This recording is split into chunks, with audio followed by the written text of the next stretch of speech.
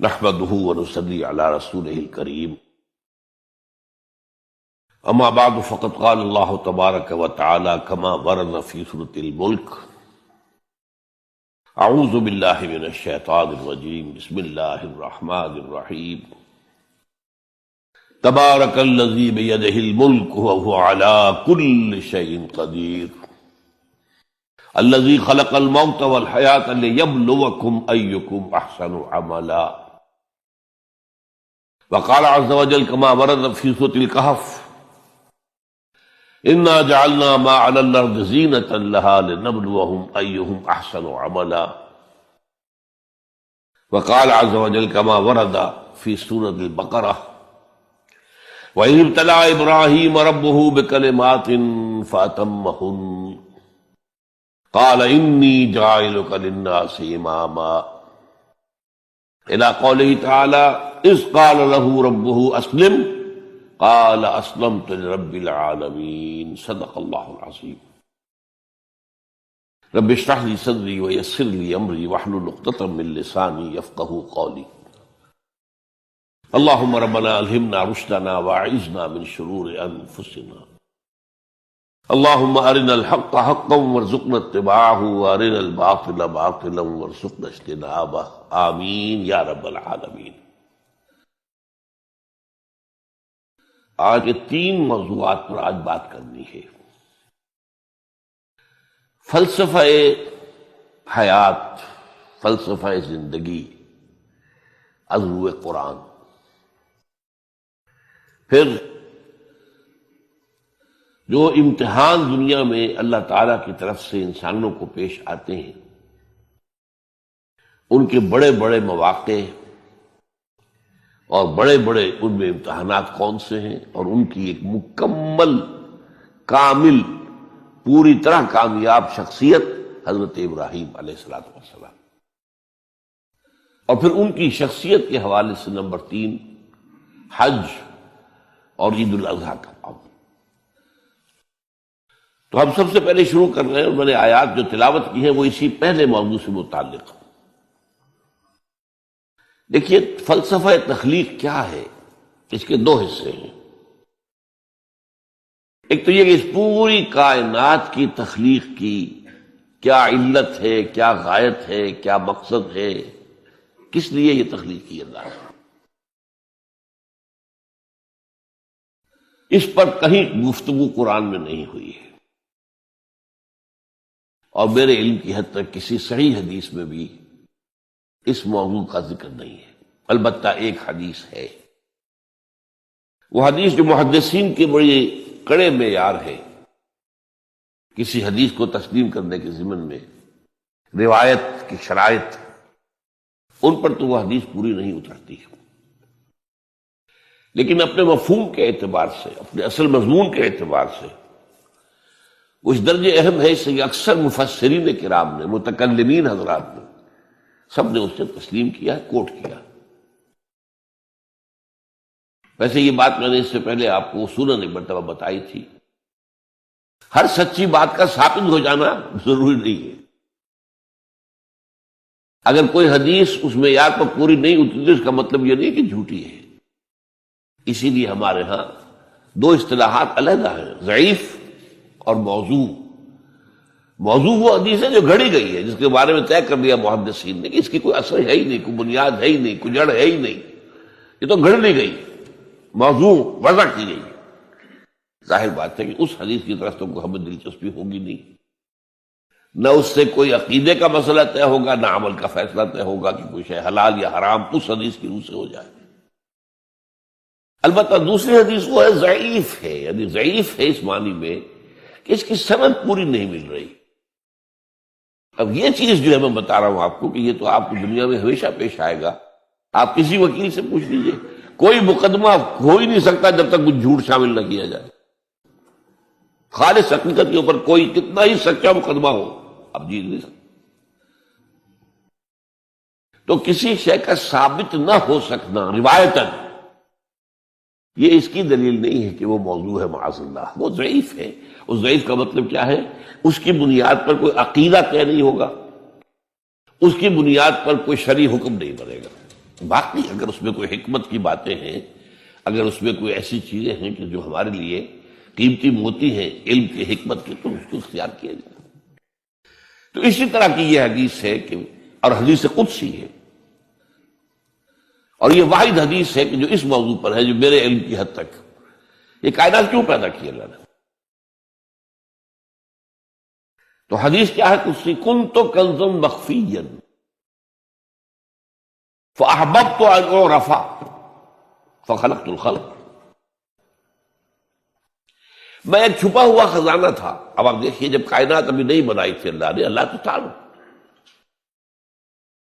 ذات باری تعالیٰ میں ساری صفات موجود تھی، قدرت کاملہ موجود تھی، اس کا کوئی ظہور نہیں تھا، اس کا کوئی پہچاننے والا نہیں تھا۔ کنت کنزا مخفیا، کنز خزانہ، چھپا ہوا خزانہ۔ فاحببت ان اعرف، تو میں نے یہ چاہا کہ مجھے پہچانا جائے، مجھے کچھ جو پہچاننے والے تو ہوں نا۔ فخلقت الخلق، تو میں نے خلق کی تخلیق کی ہے۔ اب اس میں دو پہلو ہو گئے، ایک تو اس خلق کے ذریعے سے مجھے پہچاننا، کائنات کو انسان دیکھتا ہے تبھی تو عظمت منکشف ہوتی ہے اللہ کی، اس کی قدرت خلاقی دیکھیے، اس کی حکمت کا کمال دیکھیے۔ جیسے کہ ابھی سورہ ملک کی میں نے آیت آپ کو سنا، اس کے آگے بات کیا ہے کہ تم ذرا اپنی نگاہیں آسمان میں پھیراؤ، دیکھو کہیں تمہیں ہمارے اس تخلیق میں کوئی خلا نظر آتا ہے۔ پھر دیکھو تمہاری نگاہیں تھک ہار کر واپس آ جائیں گی، تمہیں کہیں کوئی خلا نظر نہیں آئے گی۔ اتنی کامل تخلیق۔ تو اگر کامل تخلیق ہے تو کامل تو اللہ کی ذات ہوئی نا، جس نے اس کو پیدا کیا۔ ایک تو اس کائنات سے اللہ کو پہچانا جائے، اور ایک کو پہچاننے والا بھی تو ہونا، وہ ہے آدم۔ اسی لیے تخلیق کا کمال، نقطہ عروج، کلائمیکس آدم، انسان۔ اس کو عقل دی، اپنی عقل سے دیکھو، پہچانا۔ یہ اصل میں امتحان کا معاملہ ہوا ہے کہ جہاں تک تو ہے تخلیق کلی کا سوال، اس کا تو اس کے سوا کوئی ہمارے پاس کوئی اور جواب ہے ہی نہیں، بس سیدھی سی بات۔ یہ حدیث قدسی کہ کنت کنزا مخفیا فاحببت ان اعرف فخلقت الخلق۔ ہاں، اب اس میں حیات دنیاوی کا مقصد کیا ہے؟ یہ جو انسان کی زندگی ہے، یہ کوئی 30 40 50 60 70 80 برس کی نہیں ہے۔ ہم پچھلے دنوں وہ احادیث پڑھ چکے ہیں، اور وہ آیات قرآن مجید ہیں جن میں کہ انسانی زندگی کے 5 ادوار میں نے گنوا دیے آپ کو۔ پہلی تخلیق ہوئی تھی صرف ارواح کی شکل میں، بدن نہیں تھے، وہ پہلی زندگی تھی ہماری۔ پھر ہمیں سلا دیا گیا، کولڈ سٹوریج میں رکھ دیا گیا۔ پھر اس دنیا کا سارا نظام مادی بنا، اور اس میں تخلیق آدم ہوئی مٹی سے، تو پھر وہ آدم کی روح پھونکی گئی، یہ دوسرا دور آ گیا۔ اب آدم ہے، روح ہے آدم جمع، جس میں آدم۔ پھر ان پر موت آئی، پھر جلایا جائے گا، اور پھر ہمیشہ کے لیے رہیں گے زندہ۔ تو کیا ہے یہ زندگی آپ کے خیال میں؟ یہ 50 60 70 سال، یہ چھوٹا سا ٹکڑا ہے البتہ۔ اسی کو اقبال کہتا ہے نا، تو اسے پیمانہ امروز و فردا سے نہ ناپ، جاویداں پہم دواں حدت جواں ہے زندگی۔ یہ کوئی 25 30 60 70 سال، ان میں سے بھی کیا ہے، کافی بڑا حصہ تو گزر گیا، شعور ہی نہیں، ابھی فہم ہی نہیں، سمجھ ہی نہیں، اور ایک خاص عمر کو پہنچنے کے بعد پھر معلوم ہوتا ریورس گیئر لگ گیا کہ لا یعلم من بعد علم شیئا، جو کچھ سیکھا پڑھا تھا وہ بھی گیا، اب تو وہ میموری ہی ختم ہو گئی۔ لہذا تھوڑا سا وقفہ ہے، 40 50 سال بس کریں گے میکسیمم۔ نہیں، انسانی زندگی یہ نہیں ہے۔ تو اسے پیمانہ امروز و فردا سے نہ ناپ، جاویداں پہم دواں ہر دم جواں ہے زندگی۔ اور ایک عجیب مصرع ہے اس شعر کے اندر، اس غزل کے اندر ہے، کبھی جاں اور کبھی تسلیم جاں ہے زندگی۔ اس کو بہت کم لوگ سمجھتے ہیں، تسلیم جان کا کیا مطلب ہے۔ اس وقت تو میری زندگی کیا ہے، میری جان کے حوالے سے زندہ ہوں نا میں، ہے کبھی جان، اور اگر میں اللہ کی راہ میں گردن کٹوا دوں تو جان دے کر جو زندگی ملے گی اس سے اس جیسے تو اور کوئی زندگی ہو ہی نہیں سکتی۔ تسلیم جان دے دینا۔ وَلَا تَقُولُوا لِمَن يُقْتَلُ فِي سَبِيلِ اللَّهِ أَمْوَاتٌ بَلْ أَحْيَاءٌ وَلَٰكِن لَا تَشْعُرُونَ۔ اور پھر اس میں شعر آتا ہے آخری علامہ اقبال کا، قلزم ہستی سے تو ابرا ہے مانند حباب۔ آپ اندازہ کیجئے یہ کائنات ہستی، یہ تو پیسیفک اوشن سمجھیے، قلزم ہستی سے تو، اب تیری حیثیت کیا ہے؟ حباب، جیسا سطح سمندر کے اوپر یہ بلبلے ہیں، بس ہماری حیثیت اس کے سوا تو کچھ نہیں۔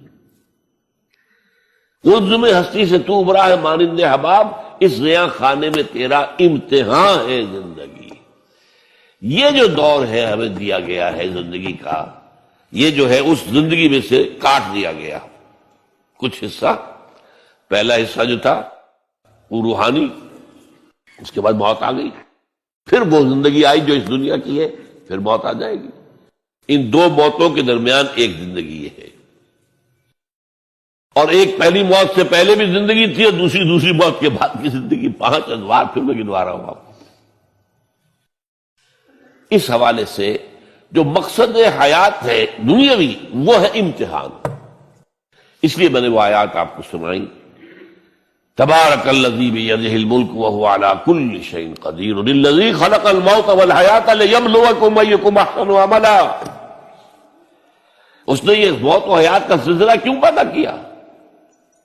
کیوں یہ دو موتوں کے درمیان یہ چھوٹی زندگی علیحدہ کر دی اور ان زندگیوں سے علیحدہ کر دیا جو پہلے تھی اور بعد میں آنے والی ہے اور جو ابدی ہے؟ خلق الموت والحیاۃ لیبلوکم ایکم احسن عملا، یہ امتحانی وقفہ ہے تمہارا، وہ تمہیں آزمانا چاہتا ہے۔ بلا یبلو، اسی سے ابتلا کا لفظ بنا ہے، باب افتعال، امتحان لینا ہے، اس میں آزمانا۔ لیبلوکم ایکم احسن عملا، تاکہ اللہ جانچے تمہیں، پرکھے کون ہے تم میں سے اچھے عمل کرنے والے۔ پھر یہی بات جو ہے بہت اور شاندار انداز میں سورہ کہف میں آئی ہے، انا جعلنا ما علی الارض زینۃ لها لنبلوہم ایہم احسن عملا۔ اس زمین پہ جو کچھ ہم نے بنایا ہے اس کا سنگھار ہے، زینت ہے، کھیتی لہلہا رہی ہے، آپ دیکھیے کاشتکار کا، کسان کا دل جو ہے باغ باغ ہو رہا ہے کہ نہیں، اس کی محنت، اس کی بہت بڑا محل آپ نے بنایا، بہت اچھا لگتا ہے آپ کو، وَمَسَاكِنَ تَرْضَوْنَهَا،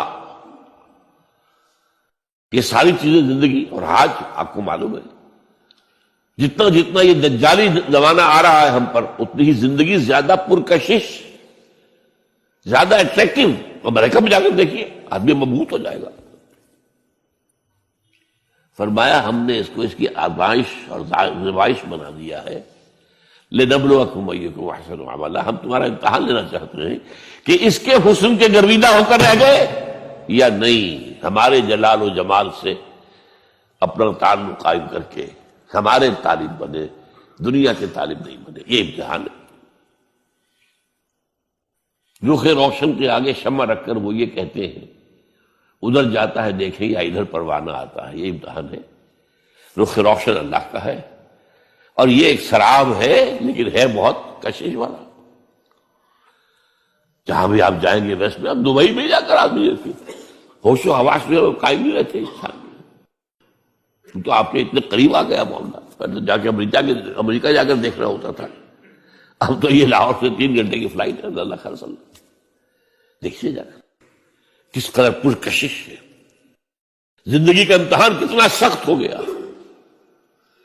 اس لیے کہ ظاہر بات ہے جتنی یہ پرکشش ہوگی اتنی ہی آپ کے گم ہو جانے کا امکان زیادہ ہوگا۔ کافر کی یہ پہچان کہ آفاق میں گم ہے، اور مومن کی یہ پہچان کہ گم اس میں ہے آفاق، وہ دنیا میں رہتا ہے لیکن دنیا سے بالاتر ہو کر رہتا ہے، بازار سے گزرا ہوں خریدار نہیں۔ یہ جو انسانی زندگی کا یہ جو دنیاوی حصہ ہے تو گویا کہ اس کا مقصد کیا ہے وہ واضح ہے، قرآن نے واضح کیا، ابتلا آزمائش، لنبلوکم ایکم احسن عملا۔ اس کام کے لیے ہم نے دنیا کے اندر آرائش بھی پیدا کر دی، زیبائش بھی پیدا کر دی۔ تمہارا امتحان ہے، تم ہم سے نہ لگاتے ہو، ہم سے محبت کرتے ہو، والذین آمنوا اشد حبا للہ، یا تمہارے دل پر تسلط ہو جاتا ہے اس دنیا کی اور مال و دولت کی محبت کا، بس تم گئے تو ادھر گئے یا ادھر آئے، either you are with us or against us، دنیا کے ہو گئے تو ہمارے خلاف آواز تو نہ رہے پھر۔ اب اس میں آپ کو گنواتا ہوں یہ امتحانات کڑے کون کون سے امتحان ہیں جن سے انسان گزرتا ہے، جس کا میں نے کہا ہے کامل مرقع ہے حضرت ابراہیم علیہ السلام کی شخصیت، ان کی زندگی۔ سب سے پہلا انسان کا امتحان جو ہے اس کے عقل کا، شعور کا، اس کے فہم کا، اس کی فطرت کا، اس کی جبلت کا، وہ کیا ہے؟ اس دنیا میں آنکھیں کھولنے کے بعد اللہ تعالی پر ایمان لاتا ہے یا نہیں؟ اللہ کو پہچانتا ہے کہ نہیں؟ میرا خالق کون؟ میرا مالک کون؟ میرا پیدا کرنے والا کون؟ کون میرا محبوب ہے؟ کون میرا مقصود ہے؟ کون میرا مطلوب ہے؟ کون میرا حاکم ہے؟ کون میرا آقا ہے؟ کون ہے قانون دینے والا؟ کون ہے ہدایت دینے والا؟ یہ پہچان لینا عقل و فطرت کا پہلا امتحان ہے جس سے انسان گزرتا ہے۔ اور ظاہر بات یہ امتحان جتنا کسی ماحول میں گمراہی، شرک، کفر کے تہ برتہ اندھیرے ہوں گے اتنا ہی امتحان سخت ہوگا۔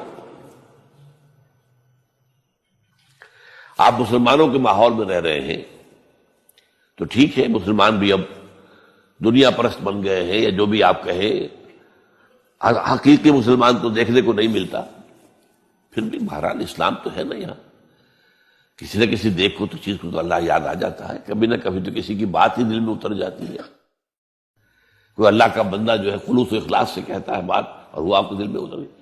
آپ ایسے معاشرے کا تصور کیجیے جہاں سرے سے ہدایت ہے ہی نہیں، کفر ہی کفر ہے، شرک ہی شرک ہے، باطل ہی باطل ہے، اس میں ایک شخص آنکھ کھولے اور پھر وہاں وہ خالق حقیقی کو پہچان لے، یہ ہے سب سے بڑی کامیابی۔ آپ کو معلوم ہے قرآن مجید میں سورہ انعام میں پورا قصہ بیان ہوا ہے، جس ماحول میں کہ حضرت ابراہیم نے آنکھ کھولی ہے وہ ماحول کون سا ہے؟ ہر طرح کا شرک وہاں پر انتہائی درجے میں موجود تھا، سورج اور چاند اور ستاروں کی پرستش، بتوں کی پرستش، اور سیاسی شرک۔ بادشاہ کہتا تھا میں خدا ہوں، نمرود جو دعویٰ تھا فرعون کا وہی اس کا تھا۔ کہیں سے کوئی توحید، کوئی اللہ کی بات، کوئی نیکی کی بات، کہیں کوئی روشنی، کوئی کرن اس معاشرے میں تھی؟ اس معاشرے میں خالص اللہ نے جو فطرت سلیم عطا کی تھی اور جو عقل سلیم عطا کیا تھا، اس کی روشنی میں سفر کرتے ہوئے ان تمام معبودوں کا انکار کر کے انی وجہت وجہی للذی فطر السماوات والارض حنیفا وانا من المشرکین، میں تمہارے ان معبودوں کو نہیں مانتا، میں ان کی نفی کرتا ہوں، ان سب کا باغی ہوں، یہ سب گمراہی ہے، میں نے اپنا رخ کر لیا ہے ہر طرف سے یکسو ہو کر اس ہستی کی طرف جو آسمان اور زمین کی خالق ہے، سورج کا بنانے والا۔ میں سورج کو نہیں پوچھتا، سورج کے بنانے والے کو پوچھتا ہوں۔ میں چاند کا پجاری نہیں ہوں، چاند کے خالق کا پجاری ہوں۔ یہ ستاروں کا میں پجاری نہیں ہوں، ستاروں کے پیدا کرنے والوں کا، کمالے کا میں پجاری ہوں، کائنات کا نہیں ہوں، کائنات کے خالق ہوں۔ انی وجہت وجہی للذی فطر السماوات والارض حنیفا وما انا من المشرکین۔ یہ پہلا امتحان ہے۔ دیکھیے اپنے اوپر قیاس نہ کیجیے، آپ جو اللہ نے پیدا کیا مسلمانوں کے گھر میں، آپ کے ایک کان میں پیدا ہوتے ہی آذان کہہ دی گئی، دوسرے میں اقامت کہہ دی گئی، آخر کہیں نہ کہیں تو کوئی اثر اس کا ہوتا ہوگا نا، تبھی تو، ورنہ یہ بے مقصد تو کام نہیں ہے، حضور سے مسنون ہے یہ۔ کیا پتہ ہمارے تحت شعور کی کون سی ٹیپ جو ہے وہ سو چل رہی ہو اور اس کے اوپر جو ہے یہ نقش ہو گئے، کچھ نہیں کہہ سکتے۔ لیکن وہاں جو کچھ بھی نہیں تھا، کفری پر، سیاسی شرک، مذہبی شرک، ستارہ پرستی کا شرک، بت پرستی کا شرک، اس میں ایک نوجوان سلیم الفطرت نوجوان، اس نے ان تمام سے رخ موڑ کر ایک اللہ کی ہستی کی طرف۔ اب آپ سوچئے دوسرا امتحان آتا ہے، اب حق پر پہنچ تو گئے، حق پر کھڑے رہنا آسان نہیں ہے۔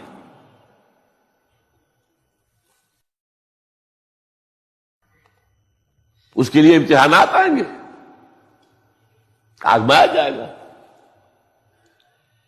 الف لام میم احسب الناس ان یترکوا ان یقولوا آمنا وهم لا یفتنون وَلَقَدْ فَتَنَّا الَّذِينَ مِن قَبْلِهِمْ فَلَيَعْلَمَنَّ اللَّهُ الَّذِينَ صَدَقُوا وَلَيَعْلَمَنَّ الْكَاذِبِينَ۔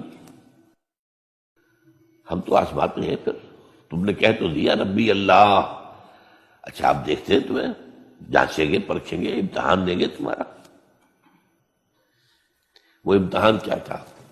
اسی کو کہا رسول حامیم سجدم ان الذین قالوا ربنا اللہ ثم استقاموا، بے شک وہ لوگ جنہوں نے کہا ہمارا رب اللہ ہے اور پھر جم گئے۔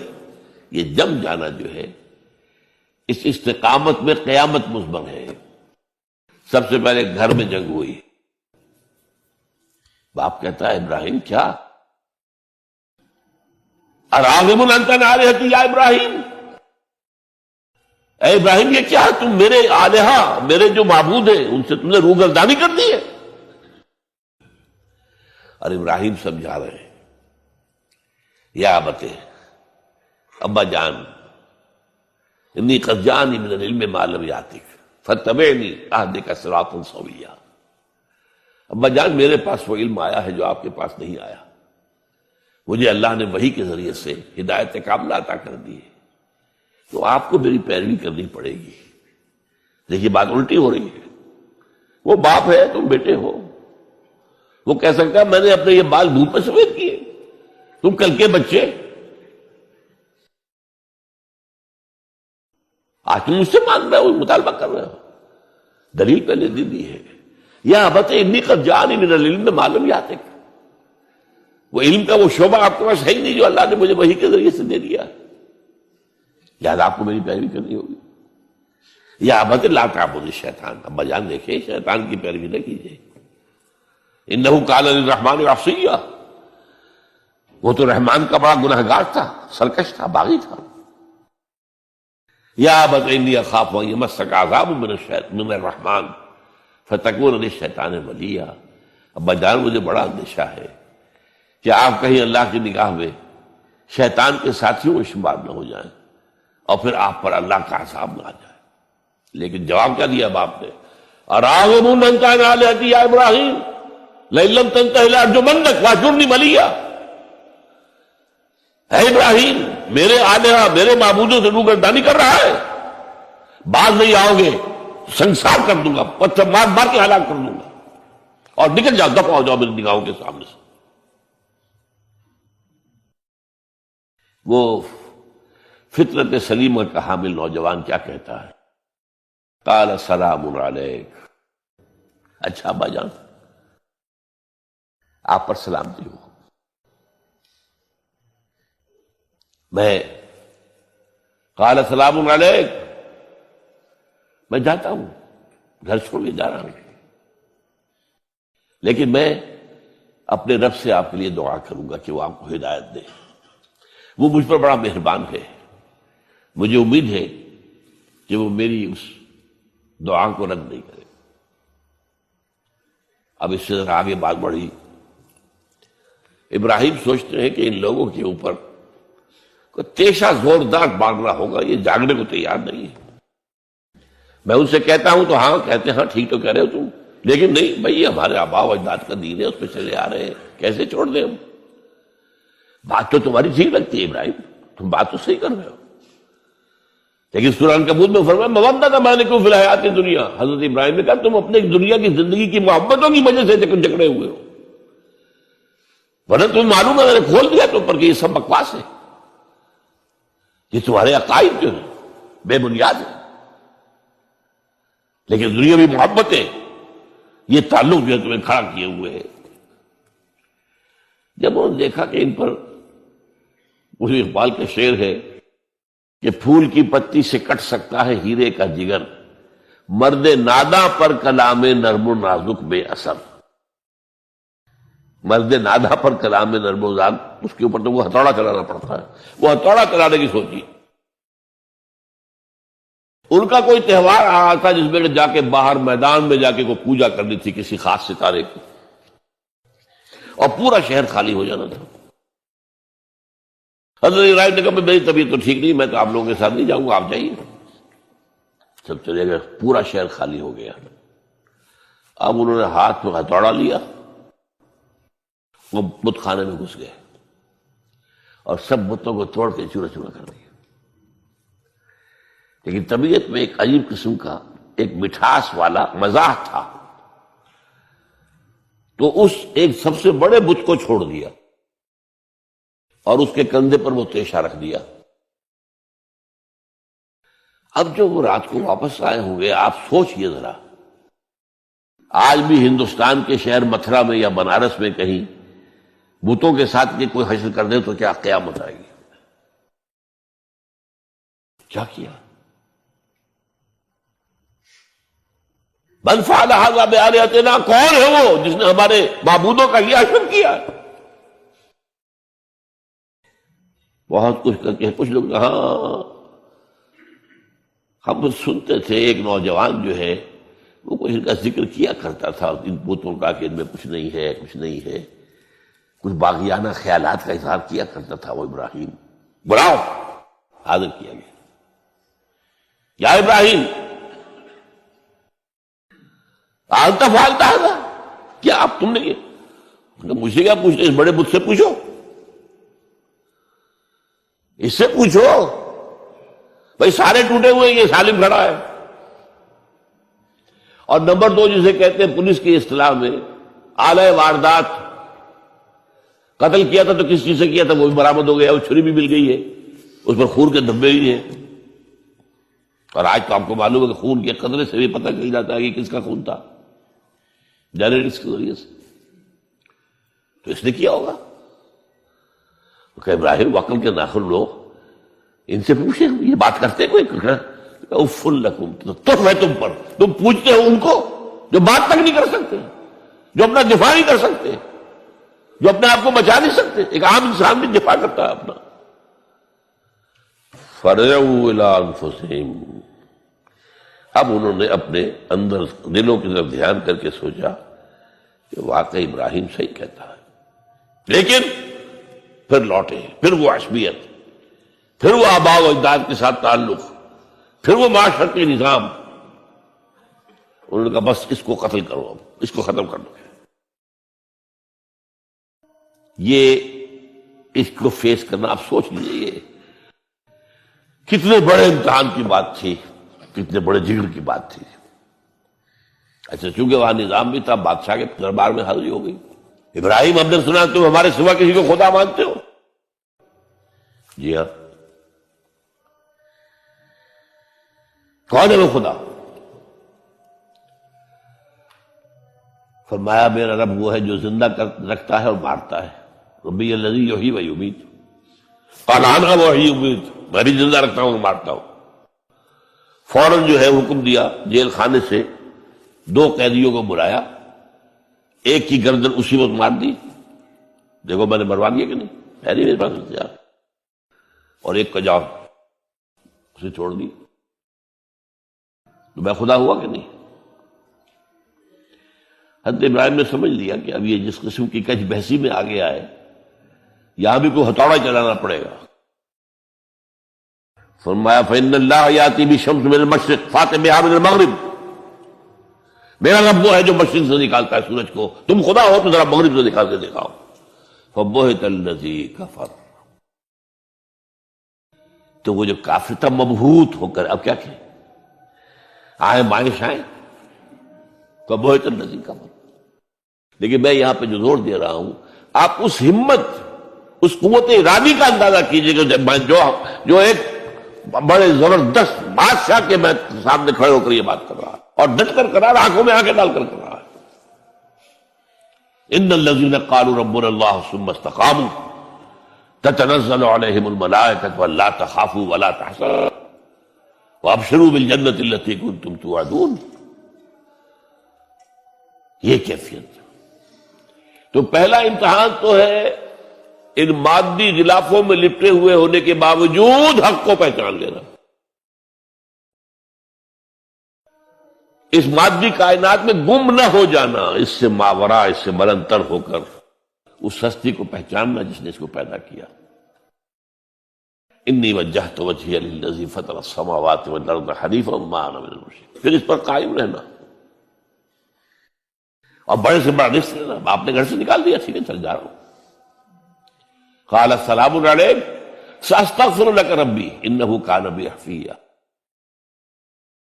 موت کو فیس کیا ہے تو اس طرح کیا ہے، اور کیسا جواب دیا ہو، کیسا، میں نے کہا ایک مذاق کا انداز تھا ان کے عمل میں کہ اس سے پوچھو، ایک صحیح سالم کھڑا باقی ٹوٹے ہوئے، تو کرنے والا یہ سرکمسٹانشل ایویڈنس کیا ہوتا ہو۔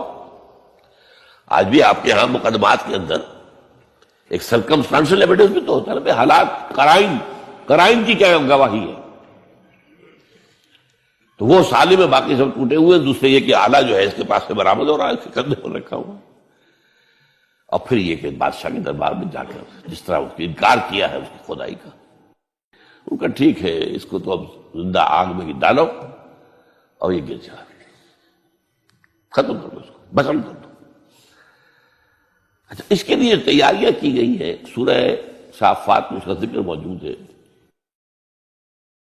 تو اب حضرت ابراہیم دیکھ رہے ہیں کہ میرے لیے آگ کا الاؤ تیار ہو رہا ہے بہت بڑا، ایک اوپر مچان بنائی گئی ہے جہاں سے کہ ان کو پھینکنا ہے آگ میں، سب ہو رہا ہے۔ وہ سب یہ کس لیے کر رہے تھے؟ یہ نوجوان پہ ہوش ٹھکانے آ جائیں گے جب آگ دیکھے گا سامنے۔ ابھی تو کوئی آیا نہیں نا امتحان اس پر، اسی لیے قرآن میں آیا ہے کہ ہم نے ان کو ناکام کر دیا جنہوں نے کہ یہ آزمائش ڈالی تھی۔ حضرت ابراہیم کود گئے، اقبال کہتا ہے بے خطر کود پڑا آتش نمرود میں عشق، عقل ہے محو تماشائے لبے بام ابھی۔ دیکھیے یہ دو عقلیں ہیں، یہ سمجھ لیجیے۔ ایک عقل وہ ہے جو پہچان لے، ایک عقل وہ ہے جو آگے چلنے سے روکے۔ دیکھو جواب ٹھیک نہیں، تمہارا کیا کر رہے ہو، اپنی جان سے کھیل رہے ہو، جان سے چلے جاؤ گے۔ تو عقل جو ہے ایک معنی میں وہ حقیقت کو پہچاننے میں مددگار ہے، اگرچہ منزل تک نہیں پہنچا سکتی۔ گزر جا عقل سے آگے کہ یہ نور چراغ راہ ہے، منزل نہیں ہے۔ راست چراغ رکھا تو روشنی تو ہو جائے گی نا، کچھ نہ کچھ دکھا دے گی، بس یہ چراغ راہ ہے، یہ آخری منزل تک عقل نہیں پہچان سکتی۔ یہ تو فطرت انسانی ہے، قلب ہے، روح انسانی ہے، وہ پہچانتی ہے۔ اور عقل گو آستان سے دور نہیں، اس کی قسمت میں پر حضور نہیں، حاضری نہیں ہوتی وہاں۔ اللہ تک پہنچانے والی شے عشق ہے، اللہ کی محبت ہے۔ آگے چلنے سے تو عقل روکتی۔ عقل کا لفظ جو ہے وہ اس سے پہلے یقیناً کئی مرتبہ میں نے یہاں پہ بیان کیا ہوگا۔ عقل کے معنی ہے روکنے والی۔ یہ جو سعودیز جو ہے وہ اپنے سروں کے اوپر ایک باندھتے ہیں، کوئی سنہری رنگ کا ہوتا ہے، کچھ ہوتا ہے اس کو رومال کے اوپر، اس کو اقال کہتے ہیں، اقال۔ یہ ان کی پرانی بدویانہ، جب ان کو کھانے پینے کو بھی نہیں ملتا تھا، بھوکے پیاسے ننگے پاؤں ننگے بدن رہتے تھے، اس وقت سے ایک رواج ہے۔ ان کی ساری زندگی جو ہے گھومتی تھی اونٹ کے گرد، اونٹی کا گوشت کھا لینا ہے، اونٹی کا دودھ پی لینا ہے، اونٹ کے اوپر سواری کر لینی ہے، اونٹ کی کھال سے جو ہے وہ خیمے بنا لینے ہیں، اونٹ کے بالوں سے اپنے لیے کوئی کمبل بنا، اونٹ ہی اونٹ تھا۔ جیسے ہمارے یہاں پنجاب میں جس علاقے کو کہا جاتا ہے جو جانگلی علاقہ، وہ بھینس ہی بھینس تھی، بھینس کا کلچر تھا وہاں، بھینس کا دودھ پی لیا، بھینس کے مکھن سے کھا لیا، لسی سے نہا لیے، اور یہ ساری چیزیں جو ہے بھینس کا گوشت کھا لیا، بھینس ہی بھینس تھی۔ اور کیا تھا؟ یہ مج کلچر تھا یہاں کا سارا، یہ جو آپ کے ہاں جانگلی کہلاتے ہیں۔ یہ تو آباد کار آئے ہیں جلندھر سے، ہوشیارپور سے، گرداسپور سے، وہ آباد کاروں نے آ کے پھر یہاں پر جو ہے وہ ساری چیزیں بتائی ہیں، ورنہ یار کس کو پتہ، جانتے گڑ کی نہیں جانتے، گڑ کس بلا کا نام نہیں جانتے، چینی تو بہت دور کی بات ہے، گڑ نہیں جانتے۔ تو ان کا کیا معاملہ تھا؟ اونٹ ہے۔ اب اونٹ کا یہ ہے کہ جب بدو سواری کر کے جا رہا ہے، ایک جگہ پر اترا ہے، اسے پیشاب کرنا ہے، کچھ اور کرنا ہے، اب اس خطرے سے کہ کہیں اونٹ بھاگ نہ جائے، اس کے ایک گھٹنے کو ایک رسی سے باندھ دیتا تھا۔ اب 3 پاؤں رہ گئے، 3 پاؤں سے اچک تو سکتا ہے، وہ بھاگ تو نہیں سکتا، تو اچک کر وہ اگر کہیں کوئی آس پاس درخت ہے، کیکر کا درخت ہے، وہ ناشتہ کچھ کر لے، کھانے کی کوئی حرج نہیں ہے، ایک بھاگے نا۔ تو وہ جو رسی جس سے اونٹ باندھتے تھے، اس کا گھٹنا، وہ اب کیا ہوا، اسے جانا ہے سفر پر دوبارہ، وہ جائے گا، وہ رسی وہاں سے کھول کے سر پہ باندھ لے گا، کاٹ کے رسی کو۔ یہ اقال، اب وہ سنہری بھی ہوتے ہیں، کیا کیا خوبصورت ہوتے ہیں، لاکھوں روپے کا ہوتا ہے، لیکن تہذیبی پس منظر اس کا یہ ہے۔ اب ظاہر بات ہے کہ وہ تو لوگ، اس لیے حدیث میں یہ لفظ آیا ہے۔ ایک مرتبہ حضور مسجد نبی میں تشریف فرما تھے، باہر کوئی بدو آئے صحابی باہر سے، اور انہوں نے اپنے اونٹ کا یا اونٹنی کا گھٹنا نہیں باندھا، اسے ویسے ہی چھوڑ کے اندر آ گئے۔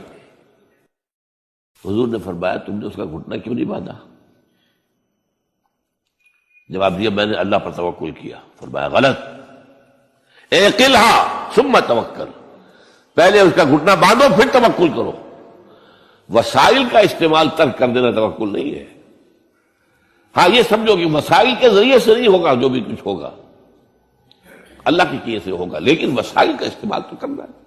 وہ توکل اسلام میں نہیں جو رہبانیت کا توکل ہے۔ بہرحال تو یہ اب جو ہے عقل جو ہے، اب اس وقت جو کہ بے خطر کود پڑا آتش نمرود میں عشق، عقل ہے محو تماشائے لبے بام، ابھی عقل تو وہیں پر کھڑی ہوئی سوچ رہی ہے کودنا چاہیے کہ نہیں کودنا چاہیے، اور ابراہیم کود بھی چکا۔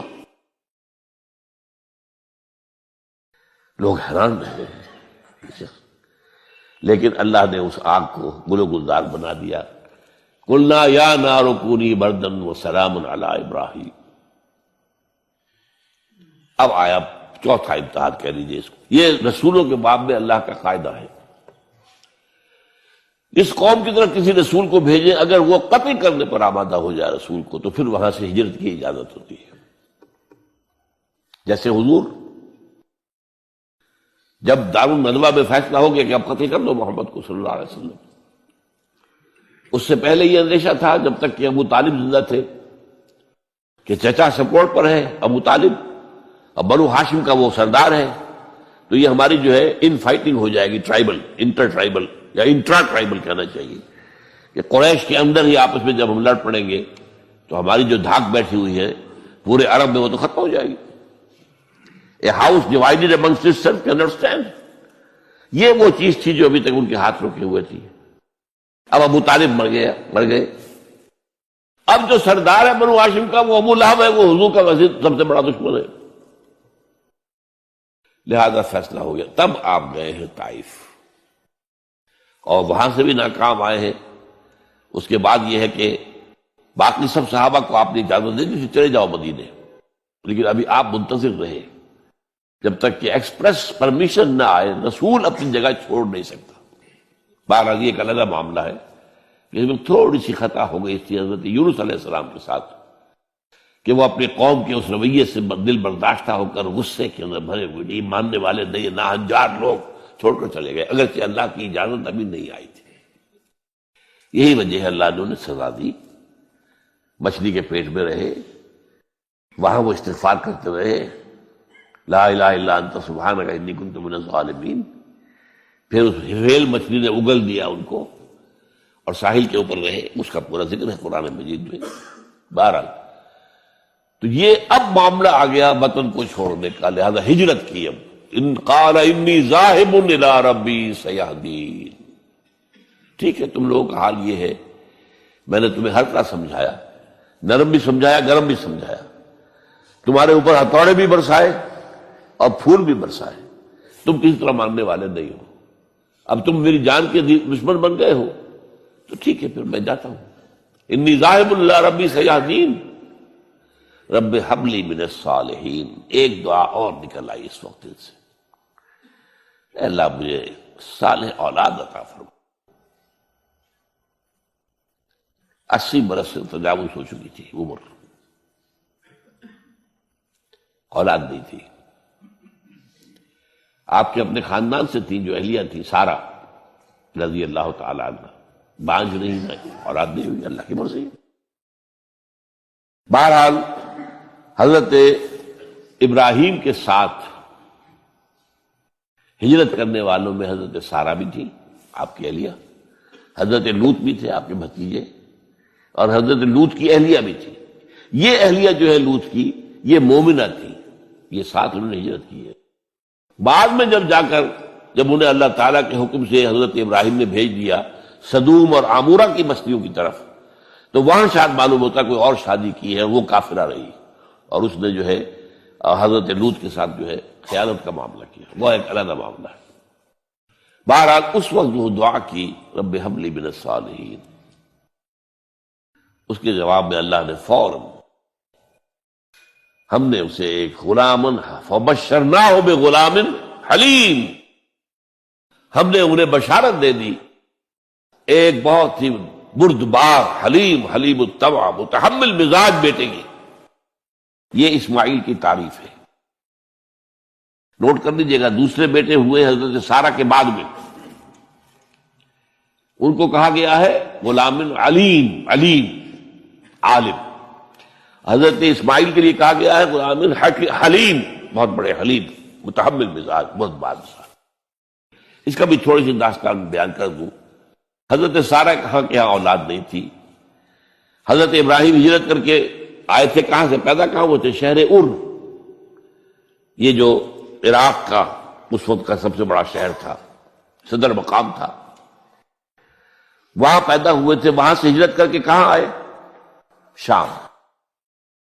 شام میں علاقہ، خاص طور پر فلسطین کا جو ہے کنعان، یہاں آ کر آپ نے ڈیرا اپنا جما لیا. اور اس کے قریب میں ہی 2 بستیاں تھیں جہاں پر کہ وہ سوڈومی والا معاملہ جو ہے آپ کو معلوم ہے، بدترین جو ہے گندگی تھی ان کے اندر، جہاں حضرت لوط علیہ السلام کو بھیجا. پھر انہوں نے ایک سفر کیا مصر کا. اس کی وجہ بھی سمجھ لیجئے، مصر میں اس وقت جو خاندان حکمران تھا وہ عرب تھا اصلا، وہ مصری نہیں تھے، وہ فرائضہ نہیں تھے، وہ مصر کے تھے. عرب سے آ کر لوگوں نے قبضہ کیا تھا. تو حضرت ابراہیم وہاں گئے، وہاں ان کی بڑی پذیرائی ہوئی.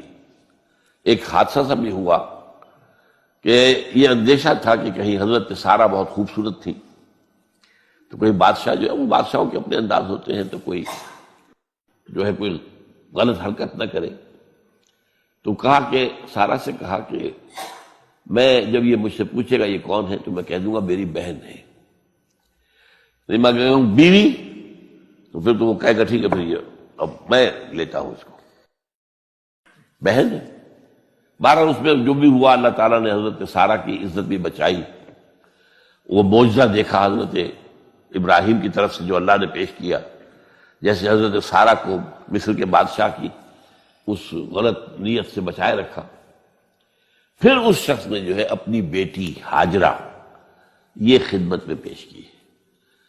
یہ ہاجرہ کنیز نہیں تھی، یہ اصل میں یہودیوں نے مشہور کر دیا ہے. یہودی کہتے ہیں کہ اصل بیوی تو تھی حضرت سارہ، اور سارہ کے ہاں اولاد بعد میں ہوئی ہے، وہ ہے اسحاق کے بیٹے ہیں یعقوب کی اولاد ہم ہیں. تو اصل تو ابراہیم کی اولاد ہم ہیں. ہاجرہ جو ہے تو کنیز تھی، لونڈی تھی، لہذا اس کی وہ عزت ہی نہیں. اسماعیل تو وہ عزت ہی نہیں، اسماعیل کا وہ مقام ہی نہیں. یہ یہودیوں کا قول ہے، لیکن وہ اصل میں کنیز نہیں تھی، وہ بیٹی تھی، شہزادی تھی، بلکہ تاریخ نے اپنے آپ کو پھر دہرایا ہے کئی ہزار سال بعد۔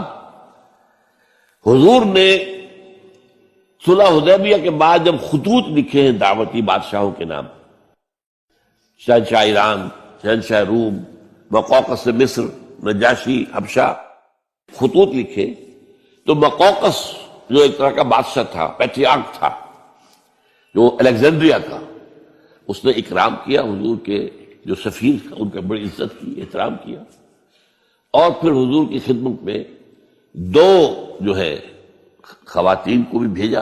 اب اس زمانے میں یہی رواج دنیا کے اندر چلتے تھے، اور یہ گھوڑا بھیجا، دلدل، وہ جو حضور صلی اللہ علیہ وسلم کا بہترین گھوڑا تھا، تو انہی میں سے ایک کنیز جو ہے ان سے حضور نے نکاح کیا، ماریہ قبطیہ، اور ماریہ قبطیہ سے اللہ نے اولاد دی حضور کو عمر کے آخری درجے میں، حضرت ابراہیم نام رکھا ان کا۔ نوٹ کیجیے، سائیکل مکمل ہو رہا ہے۔ ابراہیم گئے تھے مصر، وہاں سے ہاجرہ آئی، اور اس سے اسماعیل ہوئے، اسماعیل سے یہ ساری نسل چلی، محمد پیدا ہوئے، محمد کے نکاح میں پھر مصر سے آئی ہوئی ایک خاتون آئی ہے ماریہ قبطیہ، ان سے جو پیدا ہوئے ان کا نام ابراہیم رکھا۔ تو یہ گویا کہ یہ ایک عجیب سائیکل ہے۔ بہرحال لیکن جب حضرت سارہ نے دیکھا کہ میرے ہاں تو اولاد نہیں ہو رہی، تو حضرت ابراہیم سے کہا کہ میں آپ ہاجرہ کے ساتھ آپ جو ہے ذر و شوقت معاملہ قائم کر لیجئے، تو اللہ آپ کو ان کے ذریعے سے اولاد دے دے، مجھے تو امید نہیں ہے کہ میرے ہاں اولاد ہو۔ تو اس پر حضرت ابراہیم نے ان کے ساتھ وہ رشتہ قائم کیا، اور اللہ نے اسماعیل جیسا بیٹا دے دیا۔ اب اللہ تعالیٰ نے حکم دیا ہاجرہ اور اپنے اس بیٹے کو لے جاؤ، اور جاؤ وہاں بواد غیر ذی زرع، جاؤ وہاں حجاز کی اس وادی کے اندر، وادی غیر ذی زرع، وہاں ان کو چھوڑ دو۔ اب یہ امتحان دیکھیے، توکل کا امتحان۔ حضرت ابراہیم لے آئے، کوئی متنفس نہیں، کوئی گھاس تک پیدا نہیں ہو رہی، کوئی درخت کا ہونا تو اور بڑی بات ہے کہ کھجور کا درخت ہو یا کوئی اور درخت بھی نہیں، پانی نہیں، پانی کا ایک مشکیزہ تھا ابراہیم کے پاس، وہ چھوڑ دیا، کچھ کھجوریں تھی وہ دے دی اور چلے۔ حاجرہ پوچھتی ہے ہمیں کس کے بعد سارے چھوڑ کے جا رہے ہیں؟ کہنے لگے اللہ کے۔ یہ ہے توکل، اللہ کا حکم ہے، دعائیں مانگ مانگ کر رب ہب لی من الصالحین فبشرناہ بغلام حلیم۔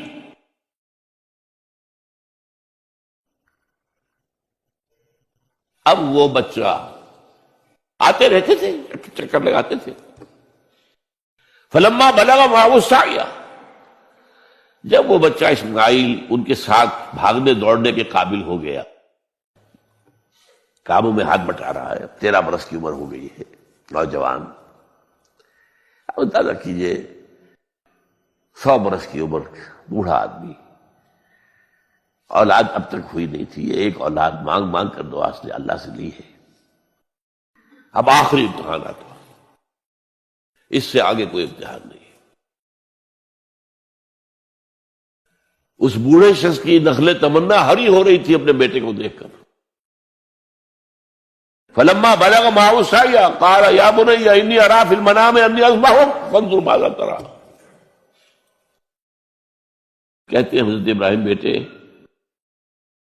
میں مسلسل دیکھ رہا ہوں خواب میں کہ میں تمہیں ذبح کر رہا ہوں، تو دیکھو غور کرو تمہاری رائے کیا ہے۔ نبی کا خواب بھی وہی ہوتا ہے، اس میں کوئی شیطنت جو ہے، کوئی شیاطین جن و انس کی کوئی مداخلت نہیں ہو سکتی۔ پھر یہ کہ پے بپے 3 دن، یا بنی انی اری فی المنام انی اذبحک فانظر ماذا تری۔ اب جواب سنیے، وہ حلیم، یا ابت افعل ما تؤمر ستجدنی انشاء اللہ من الصابرین۔ ابا جان کر گزریے جو آپ کو حکم ہو رہا ہے، تومر ابھرتا نہیں تو عمر حکم ہو رہا ہے. جب 3 دفعہ آپ کو یہ حکم ہو گیا اللہ کی طرف سے تو پھر دیر کاہے پہ؟ یا ابت افعل ما تؤمر ستجدنی انشاءاللہ من الصابرین. آپ مجھے انشاءاللہ صابر پائیں گے. یہ وہ صابر اور حلیم ہونے کی شان ہے، جان دینے کے لیے تیار. اب یہاں بھی دیکھیے کہ یہودیوں نے اتنی تحریفیں کی ہیں.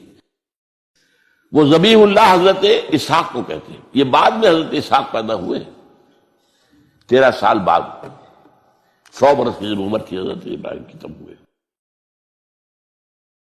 اب وہ کہتے ہیں کہ ذبیح اللہ جو ہے وہ اسحاق ہے. نہیں، اسماعیل تھے. مروہ پہاڑی جو مروہ اور یہ موریا، وہاں پر بھی انہوں نے ایک پہاڑی کا نام رکھ دیا مروہ. وہ کہتے ہیں یہاں پر اسحاق کو ابراہیم نے ذبح کرنے کی کوشش کی. سب بکواس. ایک بڑی عمدہ کتاب مولانا فراہی رحمۃ اللہ علیہ کی تھی، عربی، پھر اس کا ترجمہ ہوا، الرأی الصحیح فی من هو الذبیح. عربی میں کتاب تھی کہ ذبیح کون تھا، اسماعیل یا اسحاق، اس کے بارے میں صحیح رائے کیا ہے. یہ اس کتاب کا موضوع ہے. تو انہوں نے تورات کے حوالے سے ثابت کیا ہے. اصل میں ہوتا کیا ہے، چور لاکھ چیزیں چھپا بھی جائے اپنی تو کہیں نہ کہیں کلو چھوڑ جاتا ہے. آخر تفتیش ہوتی ہے، پولیس والے بھی جانتے ہیں کہیں نہ کہیں سے کوئی نہ کوئی کلو جو ہے، اب ساری چیزوں کو سمیٹنا مشکل ہوتا ہے اس کے لیے. تو اس کے اندر وہاں کلو موجود ہے، اسحاق اس کے اندر تورات کے اندر جس سے ثابت ہوتا ہے انہوں نے ثابت کیا. الرأی الصحیح فی من هو الذبیح، اس کا میں نے ترجمہ شائع کیا تھا جب میں نے ابتدا کی ہے لاہور میں آ کر اپنے کام کی 1965 میں. تو دارالاشاعت الاسلامیہ میں نے قائم کیا تھا اپنا ایک دارالاشاعت پبلشنگ ہاؤس، اس سے وہ کتاب شائع کی تھی میں نے. اب بھی وہ چھپتی ہے، اب وہ اور پبلشر ہیں ان کے، وہ چھاپ رہے ہیں. بہرحال تو حضرت اسماعیل جو ہے وہ ذبیح اللہ ہے. اللہ نے جب لٹا دیا، فلما اسلما وتلہ للجبین. اب یہاں پر ذرا نوٹ کیجئے، اسلما، جب دونوں نے اسلام کا مظاہرہ کیا، وہ جو میں نے کہا تسلیم، سر تسلیم خم ہے جو مزاج یار میں آئے. بوڑھا باپ چھری لے کر تیار ہو گیا ہے اور جوان بیٹا گردن ڈال کر بس صرف ایک احتیاط کی ہے کہ پیشانی کے بل لٹایا ہے تاکہ چہرہ سامنے نہ رہے. بس اتنی بات.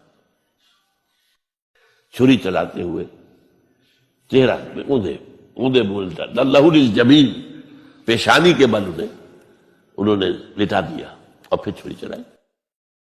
لیکن اللہ نے پکار کر کہا، یا ابراہیم قد صدقت الرؤیا انا کذالک نجزی المحسنین. اے ابراہیم بس تم نے اپنا خواب پورا کر دیا. میں نے آج سے بہت پہلے مضمون لکھا تھا اس پر، تو میں نے کہا تھا جس کا امتحان لیا جا رہا تھا وہ فیل نہیں ہوا، ممتحن کو بس کرنی پڑی ہے، اللہ کو بس بس بس. ان ھذا لہو البلاء المبین. اے ابراہیم واقعی یہ بہت بڑی آزمائش تھی جس میں تم پورے اتر گئے ہو. یہ میں نے آپ کے سامنے زندگی کا جو پورا ایک نقشہ ہے ابراہیم کا، ہر قدم پر امتحان، ہر قدم پر امتحان، ایک سے ایک کڑا امتحان، ایک سے ایک بڑا امتحان، اور آخری امتحان یہ تھا ان ھذا لہو البلاء المبین. جب ممتحن یہ کہتے بھائی بات تم بہت مشکل، پرچہ واقعی میں نے بہت مشکل سیٹ کیا تھا، کمال ہے تم نے بہت عمدہ حل کیا، تو اس سے بڑی شاباش کیا ہوگی. لیکن اس کے ساتھ یہ ہے کہ اب اگلا موضوع آ رہا ہے میرا، جہاں تک تو معاملہ آ گیا، یہ قربانی جو ہے اس کو پھر ہمیشہ کے لیے اب سنت ابراہیم کے طور پر جا باقی رکھا گیا. این اس وقت جنت سے ایک میڑا ان کی جگہ آ گیا. حضرت اسماعیل کو کوئی قدر نہیں پہنچی، کچھ بھی نہیں، میڑا ذبح ہو گیا. اور وہ قربانی ہے جو آج پوری دنیا میں اس وقت سے لے کر ترکنا علیہ فی الآخرین، ہم نے اس کی یہ یاد ہے. یہ قربانیاں جو آپ دیں گے یہ کیا ہے؟ حضور سے پوچھا گیا ما هذه الاضاحی یا رسول اللہ، اے اللہ کے رسول، یہ اضاحی کیا ہے، یہ کیا ہے، یہ جو ہم قربانیاں دیتے ہیں کیا ہے؟ قال سنت ابیکم ابراہیم، یہ تمہارے باپ ابراہیم کی سنت ہے، اس کو زندہ رکھا ہے اللہ نے، ان کے اس امتحان کی کامیابی کو اس کا جشن منایا جا رہا ہے، ہر سال لاکھوں کا کروڑوں جانور جو ہے اللہ کے نام پر ذبح ہو رہے ہیں۔ یہ وہ اسماعیل کی قربانی کا جو ہے یہ جشن ہے جو منایا جا رہا ہے۔ البتہ یہاں میں ایک بات کہہ دوں، علامہ اقبال نے ایک شعر میں شاعرانہ ہوتا نا تصور، ایک اس میں ایک بات کہی ہے جو میرے خیال میں مناسب نہیں ہے۔ شعر تو بہت اچھا ہے، غریب و سادہ و عجیب، غریب و سادہ و رنگی ہے داستان حرم، نہایت اس کی حسین ابتدا ہے اسماعیل۔ یہ بہت سے لوگوں کو بہت شعر پسند آتا ہے، خصوصاً شیعہ بھائیوں کو تو بہت ہی پسند آئے گا کہ وہ جو قربانی اسماعیل کی ہو رہی تھی اور نہیں ہوئی تھی وہ قربانی ہے جو حسین کی ہوئی ہے کربلا کے اندر۔ تو غریب و سادہ و رنگی ہے داستان حرم، نہایت اس کی حسین ابتدا ہے اسماعیل۔ میں کہتا ہوں اس میں تو کوئی چیز جوڑ کھانے والی ہے ہی نہیں۔ اسماعیل کو ذبح کرنے والے کون تھے؟ رسول، امام الناس، خلیل اللہ، ابو الانبیاء، اور حسین کو ذبح کرنے والے کوفی، یزیدی، زیادی۔ نمبر 2، اسماعیل تو ذبح نہیں ہوئے، حسین تو ذبح ہو گئے، کیا مناسبت ہے؟ نمبر 3، حضرت اسماعیل نے تو خود ہی گردن ڈال دی تھی، حضرت حسین تو لڑتے ہوئے ماشاءاللہ بہادری کے ساتھ لڑتے ہوئے جان دیے، اور انہوں نے ایسے تو نہیں گردن ڈال دی تھی۔ تو کوئی مناسبت نہیں ہے، تو کوئی نہ کوئی تو مناسبت ہونی چاہیے نا۔ تو اس کی میں نے ترمیم کی ہے، اور علامہ اقبال سے جب اگر اللہ نے آخرت میں ملاقات کرائی تو بتاؤں گا، وہ بھی شاید مان لیں گے میری بات کو۔ یہ غریب و سادہ اور رنگی ہے داستان حرم، نہایت اس کی ہے عثمان ابتدا حابیل۔ یہ حابیل اور قابیل دو بھائیوں کا معاملہ ہوا تھا، دونوں نے قربانی پیش کی، قابیل کی اللہ نے قبول نہیں کی، حابیل کی کر لی۔ غصے میں بھرا ہوا قابیل نے کہا میں تمہیں مار دوں گا، ہلاک کر دوں گا۔ انہوں نے کہا بھائی جان اب یہ تو اللہ کا کام ہے، کس کی قربانی اس نے قبول کی کس کی نہیں کی۔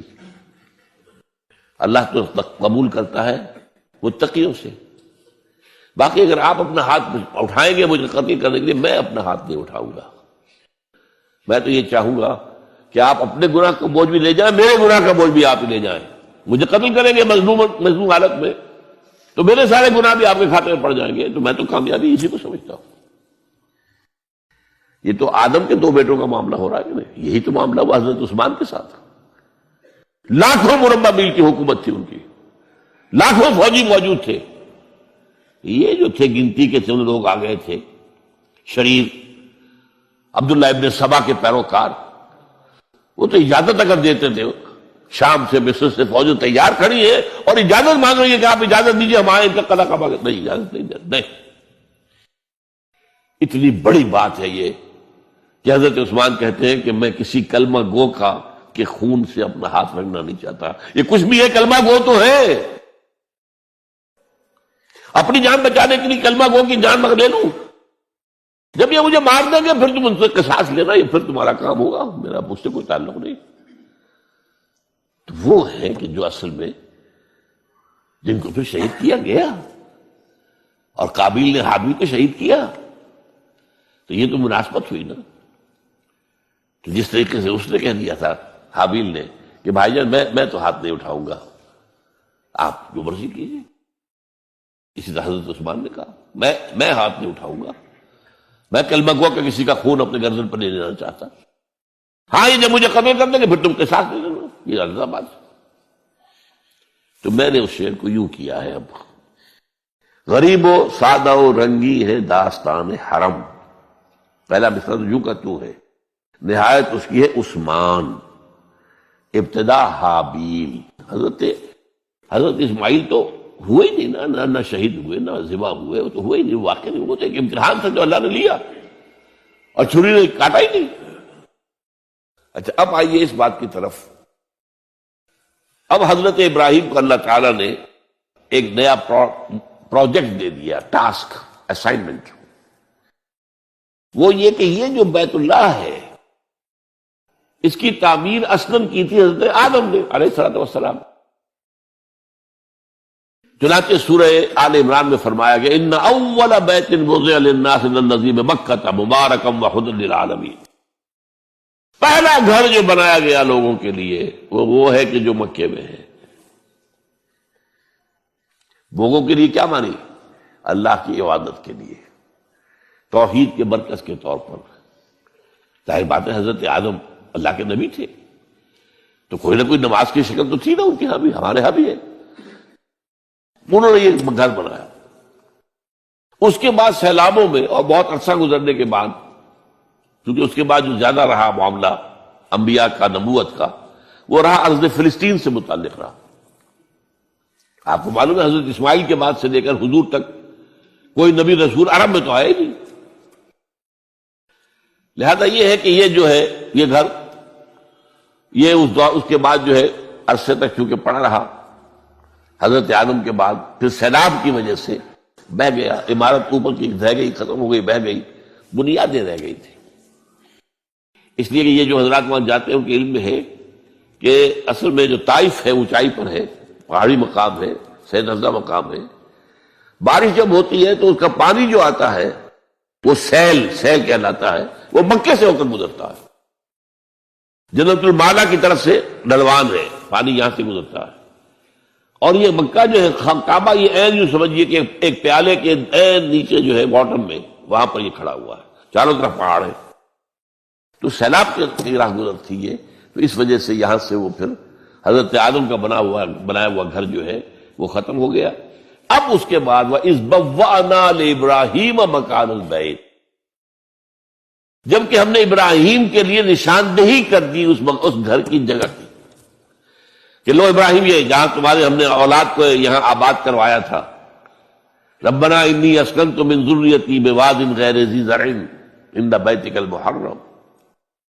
اب اس گھر کی تعمیر کرو.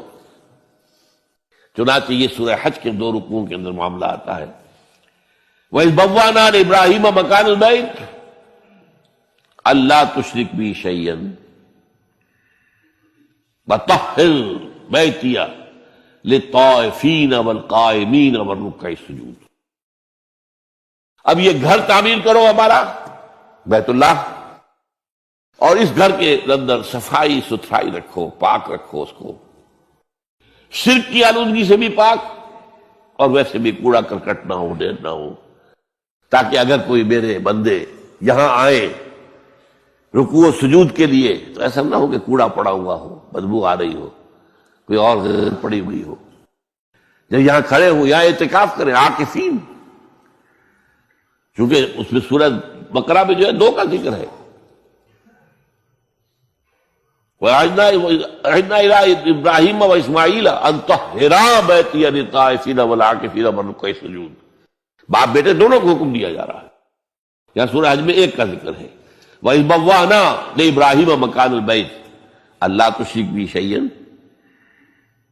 وَطَهِّرْ بَيْتِيَ لِلطَّائِفِينَ وَالْقَائِمِينَ وَالرُّكَّعِ السُّجُودِ وَأَذِّنْ فِي النَّاسِ بِالْحَجِّ، اور ذرا اذان دو، پکارو لوگوں کو کہ آؤ حج کے لیے. کہاں تک وہ اذان کی آواز گئی ہوگی، کہاں تک بات پہنچی ہوگی؟ اللہ کا حکم ہے، اذان دیے. اذن فی الناس بالحج یاتوک رجالا وعلی کل ضامر یاتین من کل فج عمیق لیشہدوا منافع لہم. پکارو لوگوں کو حج کے لیے، وہ آئیں، تمہارے پاس پیدل چل کر بھی آئیں گے اور اونٹنیوں کے اوپر بھی آئیں گے، اتنی دور سے آئیں گے کہ اونٹنیاں کمزور ہو جائیں گی، دبلی ہو جائیں گی چل کر. وہ آئیں گے تاکہ وہ دیکھیں اللہ تعالیٰ نے کیا کیا روحانی برکات اس جگہ رکھی ہوئی ہے. لیشہدوا منافع لہم وَيَذْكُرُوا اسْمَ اللَّهِ فِي أَيَّامٍ مَّعْلُومَاتٍ عَلَىٰ مَا رَزَقَهُم مِّن بَهِيمَةِ الْأَنْعَامِ، اور یہاں پر آ کر وہ ہمارے حضور میں قربانی پیش کرے ہمارے وہ حیوان جو ہم نے بنائے ہیں،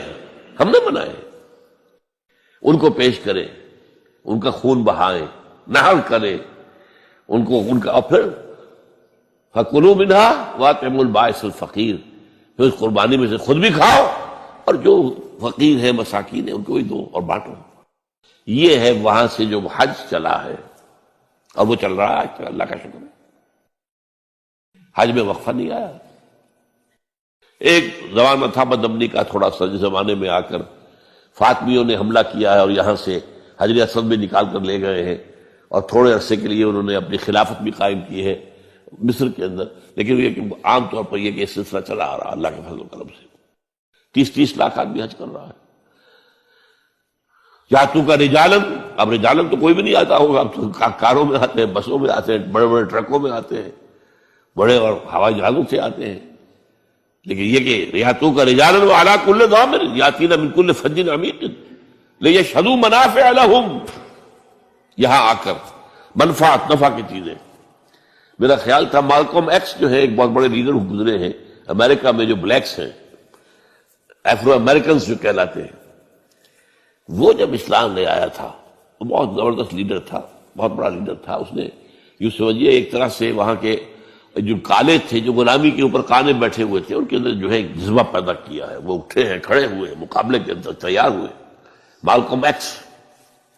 تو اس نے جو پھر اپنے مشاہدات لکھے حج کے، کہ میں نہیں سمجھتا کہ پوری دنیا میں کہیں اور یہ منظر، یہ مساوات، دو چادریں بس جسم کے اوپر، ان میں بادشاہ بھی ہیں تو وہ 2 چادروں پر ڈالے ہوئے جسم پر۔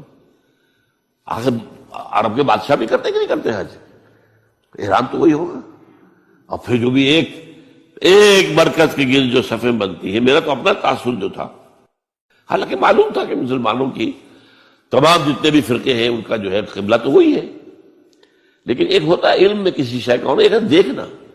1962 میں جب پہلی مرتبہ اللہ نے یہ شرف عطا کیا اور میں نے دیکھا، عجیب وہ منظر ہوتا ہے وہ دائرے کے اندر، اور یہ کوئی رکھنا نہیں پڑتا، نماز ایک سب مل کر پڑھ رہے ہیں، ایک ہی نماز پڑھ رہے ہیں۔ اور ایک نقطہ میرے سامنے وہ آیا تھا جو انہوں نے 12 بیان کیا ہے، اور حیران ہوئے لوگ جنہوں نے کبھی سوچا نماز کے اندر اتنا اختلاف 1400 برس کے بعد بھی نہیں ہے کہ جس سے ڈرل ٹوٹ جائے۔ یہ رکوع سجود سب کا ساتھ ہو رہا ہے۔ فرض کیجئے کسی فرقے کے نزدیک یہ ہوتا کہ ہر رکعت میں رکوع ایک ہے تو سجدہ بھی ایک ہے، یہ سجدے 2 کیسے کر لیے تم نے؟ اب یہ کہ وہ تو ایک سجدہ کر کے کھڑا ہو جاتا، اور جس کے نزدیک 2 سجدے وہ بھی دوسرا سجدہ کرتا، ٹوٹ گئی، پیریڈ تو ختم ہو جاتی۔ اگر کسی کے نزدیک یہ ہوتا کہ جیسے سجدے 2 ہیں رکوع بھی 2 ہیں، تو وہی بات ہو جاتی کہ کچھ لوگ تو رکوع کرنے کے بعد دوسرا رکوع کرتے، اور کچھ لوگ جو ہے وہ سجدے میں یہ نادا گر گئے سجدے میں، جب وقت قیام آیا وہ یہ سمجھیں گے۔ یہ عجیب بات ہے، پوری دنیا اور 1400 برس سے زائد عرصہ گزر گیا، اور اس نماز نہ تو نماز کے اندر کوئی فرق آیا ہے اتنا کہ مل کر نہ پڑھ سکے۔ شیعہ، سنی، حنفی، شافعی، مالکی، جعفری، زیدی، ظاہری، عباضی، کم سے کم یہ 8 جو ہے فقہ ہے دنیا میں اس وقت۔ 4 اہل سنت کی ہے، 4 ان کے باہر کی ہے۔ جعفری شیعہ عام جو ہے اثنا عشری، زیدی ایک اور شیعہ کی شاخ ہے زیدیہ، ایک عباضیہ ہے، یہ جو ہے ہوتے تھے جو جن کے کفر کے اوپر جو ہے امت کا اجماع ہو گیا تھا، خارجی۔ ان خارجیوں میں سے کچھ لوگ باقی بچے ہوئے جو نرم ہیں، ان کے اتنے سخت معاملات نہیں تو پہلے ہوتے تھے، وہ عباضی کہلاتے ہیں۔ سلطنت عمان جو ہے وہ عباضی سلطنت ہے۔ پھر ایک ابن حزم ظاہری ہوئے ہیں جو کہ اسپین میں ہوئے، بہت بڑے فقیہ، بہت بڑے عالم۔ تو 8 فقہ ہیں، لیکن نماز کے اندر کوئی فرق واقع نہیں ہوتا، ڈرل نہیں ٹوٹتی، پریڈ میں خلل نہیں ہوتا۔ اور پھر یہ کہ وہاں جو دیکھتے ہیں سب کو کھڑے ہوئے، ایک کالے گورے اور زرد روح جتنے بھی ہیں، ساؤتھ ایسٹ ایشیا اور چائنا سے لوگ آ رہے ہوتے ہیں، ان کی رنگتیں اور ہیں، یورپ کی اور ہیں، سرخ و سفید ہیں، سیاہ ہے، سیاہ فام ہے، انتہائی سیاہ بھی ہے، کوئی بیچ کے شیڈز بھی ہے، سب کے سب پوری نوع انسانی جگہ ایک مرکز کے گرد جمع۔ کوئی اور انسان کو کوئی روحانی اور افادہ یا استفادہ نہ بھی ملے، تبھی یہ مشاہدہ جو ہے یہ خود اس قدر جو ہے انسان کے اندر ایک جذبہ پیدا کرنے والی شے ہے، اور اسلام کی عظمت، اس کا جو سکہ بیٹھتا دل کے اوپر دیکھنے والے کے لیے، سوچنے والے کے لیے، وہ اسی کے اندر موجود ہے بہت. بہرحال وَإِذْ بَوَّأْنَا لِإِبْرَاهِيمَ مَكَانَ الْبَيْتِ أَلَّا تُشْرِكْ بِي شَيْئًا وَطَهِّرْ بَيْتِيَ لِلطَّائِفِينَ وَالْقَائِمِينَ وَالرُّكَّعِ السُّجُودِ وَأَذِّنْ فِي النَّاسِ بِالْحَجِّ يَأْتُوكَ رِجَالًا وَعَلَى كُلِّ ضَامِرٍ يَأْتِينَ مِنْ كُلِّ فَجٍّ عَمِيقٍ لِيَشْهَدُوا مَنَافِعَ لَهُمْ وَلِيَذْكُرُوا اسْمَ اللَّهِ عَلَى مَا رَزَقَهُمْ فِي أَيَّامٍ مَّعْلُومَاتٍ عَلَى مَا رَزَقَهُمْ مِن بَهِيمَةِ الْأَنْعَامِ. تو یہ حج کا نظام ہے جس کو کہ پھر اس کی فرضیت کا حکم وہ ہے جو سورہ آل عمران میں آیا ہے. ان اول بیت وضع للناس الذی ببکہ، اس کی میں نے وضاحت کر دی آپ کے سامنے. وہ کیا ہے؟ ہدی و مبارکا للناس، ہدی للناس، اور مبارک ہے لوگوں کے لیے، برکتوں والا ہے. فیہ آیات بینات مقام ابراہیم، اس میں بڑی روشن نشانیاں ہیں. مقام ابراہیم موجود ہے جس پتھر پر کھڑے ہو کر حضرت ابراہیم تعمیر کرتے رہے. آپ کو معلوم ہے جیسے اونچی عمارت بنانے کے لیے، دیوار بنانے کے لیے آپ کو لگانے پڑتے ہیں نا وہ اسکیفولڈنگ، وہاں کون سی اسکیفولڈنگ تھی؟ اتنا اونچا پتھر. تو کہتے ہیں کہ وہ پتھر جس پر کھڑے ہو کر حضرت ابراہیم وہ خود ہی اونچا ہوتا جاتا تھا، اور اس کے اوپر پاؤں کے نشان موجود ہیں حضرت ابراہیم علیہ السلام کے. اب یہ چیزیں پھر صفا و مروہ، جہاں پر وہ حاجرہ وہ اللہ کی بندی بچے کو جب وہ تڑپتے ہوئے دیکھ رہی تھی کہ پینے کے لیے پانی نہیں، کیا کریں، اور اس کے ساتھ تو دور کی بات ہے، پانی نہیں ہے، پیاسا تڑپ رہا ہے. دوڑتی ہوئی چڑھتی تھی صفا پہاڑی کے اوپر. اب تو وہ پہاڑیوں کے نشان رہ گئے نا صرف، باقی درمیان میں سے سارا کا جو ہے وہ بھر گیا، بازار بن گیا. بہترین جو ہے وہاں پر اب جو ہے خوبصورت قسم کے ٹائلوں والے فرش لگے ہوئے ہیں. اب صفا کے اوپر ایک اور منزل اوپر بنا دی گئی ہے، لیکن اس وقت کیا پہاڑیاں تھی، کوئی درخت بھی نہیں، کوئی گھاس بھی نہیں. دوڑ کے ادھر گئی، دیکھا ادھر کوئی انسان کوئی نظر آ جائے اس کو میں آواز دوں وہ پانی لے کے آئے میرے بچے کے لیے. نہیں ہے، دوڑی آئی، پھر نیچے آ کر پھر دوسری پہاڑی پر چڑھ گئی مروہ کے اوپر، وہاں پر جا کے جھانکا کوئی 7 چکر اس اللہ کی بندی نے لگائے. یہ ان کی یاد بنائی جا رہی ہے. ان الصفا والمروہ من شعائر اللہ فمن حج البیت او اعتمر فلا جناح علیہ ان یطوف بہما ومن تطوع خیرا فإن اللہ شاکر علیم. یہ وہ یاد ہے حضرت ابراہیم کی پوری زندگی کا معاملہ. یہ جو شیطانوں کو پتھر مارے جا رہے ہیں، جب حضرت اسماعیل کو لے کر نکلے ہیں حضرت ابراہیم ذبح کرنے کے لیے، تو شیطان نے 3 جگہ پر آ کر انہیں روکا. کیا کر رہے ہو، کہاں جا رہے ہو، غلط کام کر رہے ہو. اور انہوں نے کنکر ماری، اس سے دفع ہو جاؤ. وہاں پر وہ جو 3 نشان ہیں، وہ جو رمی جمرات ہو، یہ سب کیا ہے؟ حضرت ابراہیم کی ایک وہ کامل زندگی، امتحان والی زندگی جو میں نے آپ کے سامنے رکھا ہے. یہ اس کے مختلف ادوار، اس کے مختلف مواقع، اس کے جو ٹرننگ پوائنٹس ہیں، ان کو اللہ تعالیٰ نے اس میں محفوظ کر دیا قیامت تک کے لیے. تو فرمایا ان اول بیت وضع للناس الذی ببکۃ مبارکا وہدی للعالمین فیہ آیات بینات مقام ابراہیم ومن دخلہ کان آمنا. یہ وہ ہے معجزہ، جو شخص بھی حرم میں داخل ہو جائے اس کے لیے امن ہے. بدترین دور بد امنی کا جو ہوتا تھا عربوں کے اندر، اس میں بھی اگر فرض کیجئے کہ آپ کے والد کو کسی نے قتل کیا تھا، اور عرب کے اندر پھر اس کا انتقام لینا جو ہے وہ لازم تھا. وہ ڈھونڈتا پھر رہا ہے آپ کے والد کے قاتل کو، کہیں نہیں مل رہا ہے. اب اسے نظر آ گیا حرم کے اندر وہ ہے، وہاں وہ کچھ نہیں کہے گا، اسے کچھ نہیں کہے گا. یہ امن کی جگہ، دار الامن ہے. وہذا البلد الامین، لا اقسم بهذا البلد. هذا البلد جو ہے مکہ بلد الامین ہے، تو امن والا. من دخلہ کان آمنا وللہ علی الناس حج البیت من استطاع الیہ سبیلا. اور اللہ کی طرف سے لوگوں پر ایک ذمہ داری ہے، بوجھ ہے کہ وہ اس کے گھر کا حج کرے جو بھی اس کے لیے استطاعت رکھتا ہو سفر کی. اگر اس کے پاس سفر کا خرچہ موجود ہے، اور جو غیر حاضر رہے گا، پچھلے دنوں میں تو 4 مہینے لگتے تھے، اب تو 40 دن عام طور پر ہے، اور جو ہوائی جہازوں سے جاتے ہیں وہ تو 8-10 دن کے اندر کر کے واپس بھی آ جاتے ہیں. لیکن یہ ہے کہ پہلے جاتے تھے، اور پہلے تو یہ ہوتا تھا کہ جو چلا گیا سمجھیے اس کا واپس آ جانا جو ہے وہ ایک نئی زندگی ہے، کیونکہ بدامنی ہوتی تھی وہاں پر جو ہے، جب تک یہ سعودی حکومت نہیں بنی تھی تو وہاں بدامنی تھی، حاجیوں کے قافلے لوٹ لیے جاتے تھے، حاجی قتل ہو جاتے تھے۔ انہوں نے آ کر کم سے کم یہ کیا کہ امن و امان قائم کیا، اسلامی صدائیں رائج کی۔ جس بستی کے پاس قتل ہوا ہے، اگر وہاں کے لوگوں کو سب کو جمع کر لیتے تھے، سارے بڑے چودھری لوگ، یا تو تم تلاش کر کے بتا دو کون قاتل ہے، ورنہ تم سب کو قتل کر دیا جائے گا، تو وہ قاتل حاضر کر دیتے تھے۔ اب کون قتل کرے گا؟ اب یہ اس طریقے اسلامی سزاؤں کا معاملہ تو یہ ہے۔ تو اس حوالے سے اب وہاں پہ امن ہے، بالکل کوئی چوری چکاری بھی نہیں۔ البتہ ہمارے اب بہت سے لوگ جو وہاں پر ورکرز، مزدوروں کی حیثیت سے آ کر رہ رہے ہیں، وہ کرتے ہیں کام، غلط کام کرتے ہیں، ورنہ وہاں نہ چوری تھی نہ کچھ نہیں تھا، کچھ نہیں تھا، بالکل نہیں تھا۔ سن 62 کے تک کا دور میں دیکھ کر آیا، کچھ نہیں تھا۔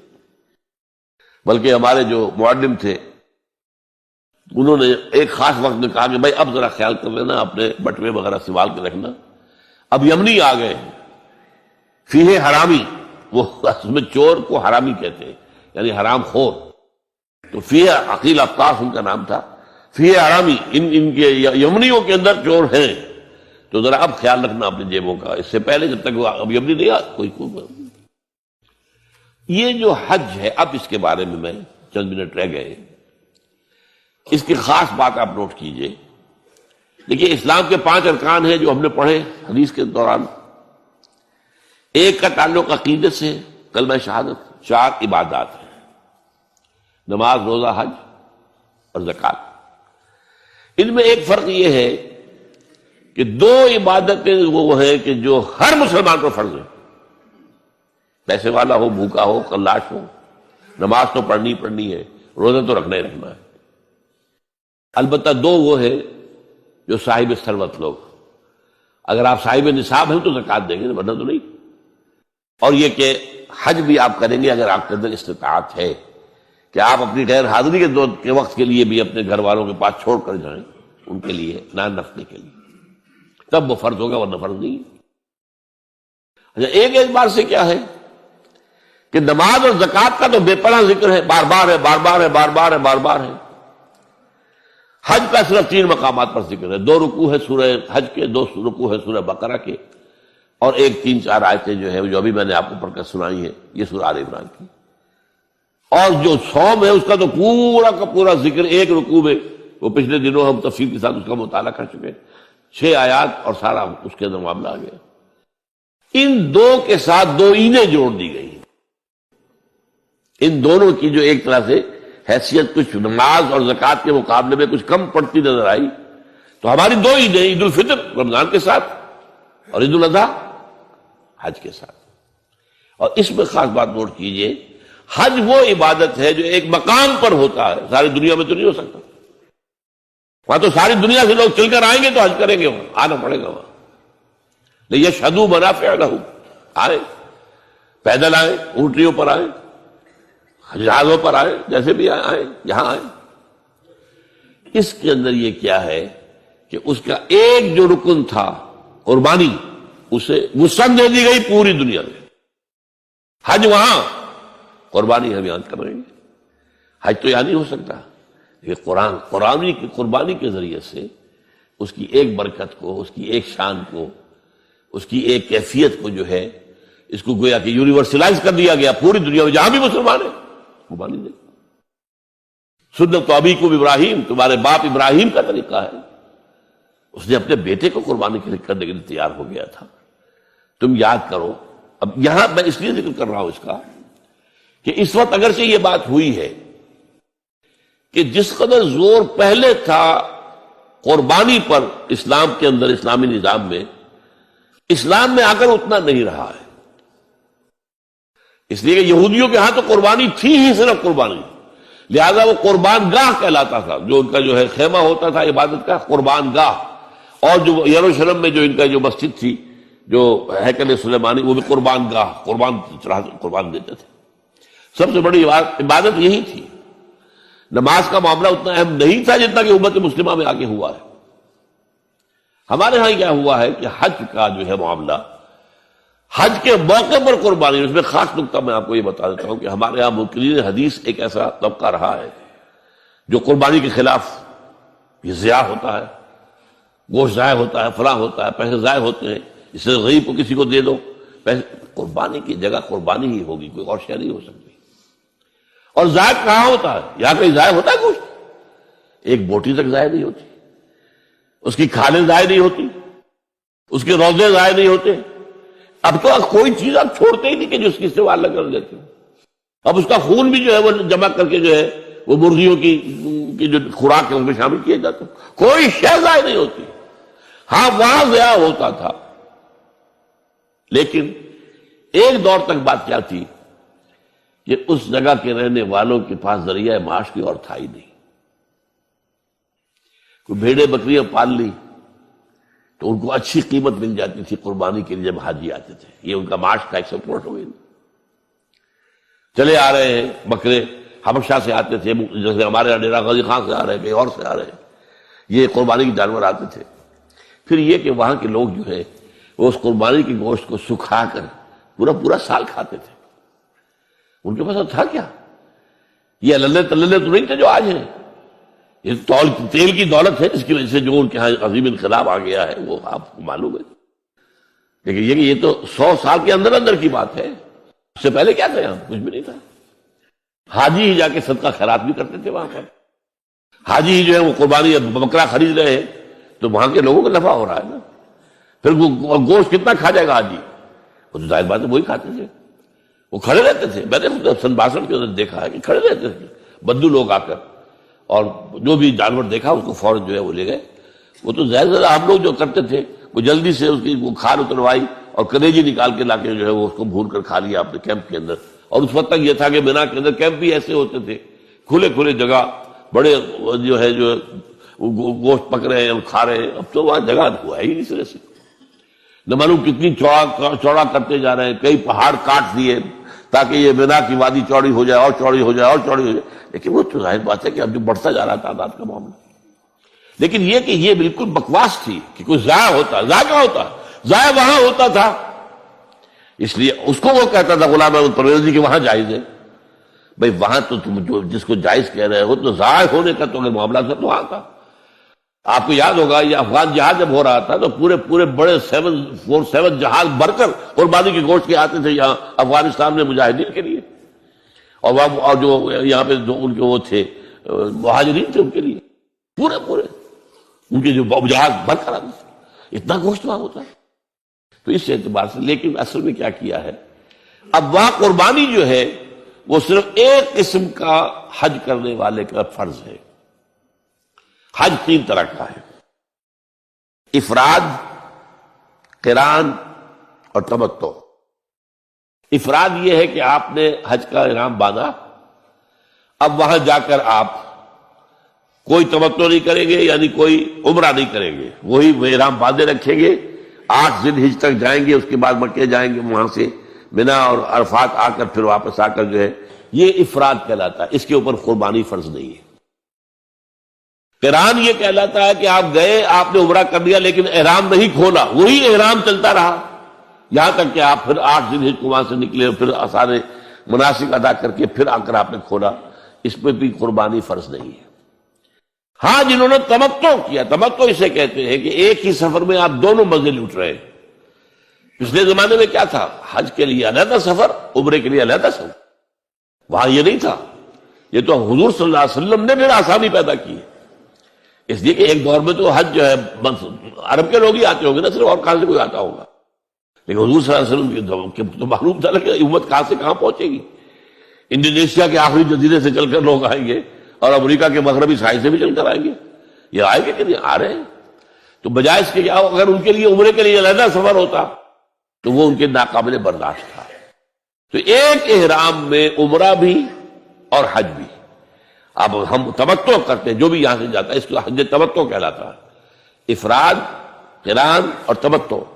تمتع یہ ہے کہ آپ گئے، آپ نے یہاں سے احرام باندھ لیا، وہاں جاتے عمرہ کیا، احرام کھول دیا، اب آپ آرام سے مکے میں رہیے، آپ کے اوپر کوئی احرام والی پابندی اب نہیں ہے، ختم ہو گئی۔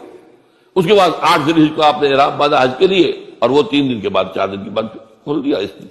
تو یہ جو آسانی پیدا کی گئی اور ایک سفر میں آپ کو حج اور عمرہ دونوں کی اجازت دے دی گئی، اس کے شکرانے کے طور پر قربانی وہاں ہوتی ہے، ورنہ جو افراد کرے حج مفرد یا مقرن قران والا حج، اس پر قربانی فرض نہیں ہے۔ البتہ پوری دنیا میں جہاں مسلمان ہیں صاحب استطاعت پر یہ لازم ہے، واجب ہے، یہ شاعر اللہ میں سے ہے۔ وَالْبُدْنَ جَعَلْنَاهَا لَكُم مِّن شَعَائِرِ اللَّهِ لَكُمْ فِيهَا خَيْرٌ فَاذْكُرُوا اسْمَ اللَّهِ عَلَيْهَا صَوَافَّ فَإِذَا وَجَبَتْ جُنُوبُهَا فَكُلُوا مِنْهَا وَأَطْعِمُوا الْقَانِعَ وَالْمُعْتَرَ۔ یہ جو قربانی کے اونٹ ہیں، وہاں تو قربانی کے زیادہ اونٹ ہوتے تھے اس وقت حضور کے زمانے میں، یہ تو اللہ کے شاعر میں سے ہے، کعبہ اللہ کا شاعرہ ہے، ان الصفا والمروہ من شعائر اللہ، تو اسی طرح قربانی کا جانور بھی شاعر اللہ میں سے ہے، اللہ کے نام پر ان کے گلوں میں پٹکا باندھ دیا جاتا تھا۔ تو یہ جو ہے کہ یہ اللہ کے نہیں ہے، بیت اللہ کا ہدیہ ہے، وہاں جا رہے ہیں، تو یہ بھی اللہ تعالیٰ کے شاعر میں سے ہے۔ تو یہ عید الاضحیٰ جو ہے، ایک بات تو یہ بڑی پیاری ہے، اس کی طرف توجہ دلا رہا ہوں کہ اس دین کا ذرا دیکھیے مزاج۔ 2 سالانہ عیدیں، یہ ہوتا کیا اس میں؟ کوئی کھیل ہوتے ہیں، کوئی ڈرامے ہوتے ہیں، کوئی کیا ہوتا ہے؟ کچھ نہیں، 2 رکعت نماز، جاتے آتے تکبیرات، کبر ہو تکبیرہ وَلِتُكَبِّرُوا اللَّهَ عَلَى مَا هَدَاكُمْ، یہ یہاں بھی آیا ہے، سورہ بقرہ میں بھی آیا۔ تو یہ سارا معاملہ جو ہے 2 رکعت نماز، آپ نے اجلے کپڑے پہنے، نہائے دھوئے گئے، نماز پڑھی 2 رکعت، خطبہ سن رہا ہے، یہ عید ہے۔ کوئی یہاں پر کوئی جو ہے وہ ہنگامہ نہیں، کوئی جشن نہیں، کوئی گانے بجانے نہیں، کچھ بھی نہیں، یہ سادگی، اللہ کی تکبیر، اللہ کا حمد۔ بعد 2 رکعتیں بھی ہیں تو 6 اضافی تکبیرات کے ساتھ ہیں۔ 2 رکعتوں میں جو تکبیرات ہوتی ہیں آپ کی، تو عام طور پر تو ایک ہی تکبیر ہے نا، یا پھر اہل حدیث حضرات جو ہے وہ تکبیریں، اہل حدیث کے 12 تکبیرات ہیں اضافی عیدین کے لیے۔ بہرحال یہ عید الاضحیٰ جو ہے یہ ہمارے اندر اس روح قربانی کو باقی رکھنے کے لیے ہے۔ ہوا کیا ہے اس 1400 سال میں بدقسمتی سے، ایک طرف تو شکر ادا کیجئے کہ کم سے کم دین کا ڈھانچہ برقرار ہے، حج ہو رہا ہے، 30 لاکھ آدمی حج کر رہے ہیں، عمرہ ہو رہا ہے، لاکھوں آدمی عمرہ کر رہے ہیں، یہاں ہمارے یہاں 25,000 کا شہر اعتکاف آباد ہو جاتا ہے۔ چلیے، اسلام کا ڈھانچہ تو کچھ نہ کچھ ہے نا، روح نہیں ہے۔ نماز و روزہ و قربانی و حج یہ سب باقی ہے، تو باقی نہیں ہے۔ عقل و دل و نگاہ کا مرشد اولی ہے عشق، عشق نہ ہو تو شرع و دین متقدع تصورات۔ یہ روح جو ہے اللہ کی محبت، اللہ کے ساتھ وفاداری، اللہ کے لیے ہر شے قربان کرنے کو تیار ہونا۔ ان صلاتی و نسکی و محیایا و مماتی للہ رب العالمین، جب تک یہ روح نہیں ہوگی، اسی لیے فرمایا سورہ حج میں لن ینال اللہ لحومها ولا دماؤها ولکن ینالہ التقوی منکم۔ دیکھو تم اونٹ اگر ذبح کرتے ہو یا بکرا یا کوئی اور چیز، بیل گائے، اللہ تک ان کا نہ گوشت پہنچتا ہے نہ خون، لن ینال اللہ لحومها ولا دماؤها ولکن ینالہ التقوی منکم۔ ہاں اگر تقوی تمہارے اندر ہے وہ اللہ تک پہنچ جاتا ہے، وہ روح تقوی وہ ہے نہیں۔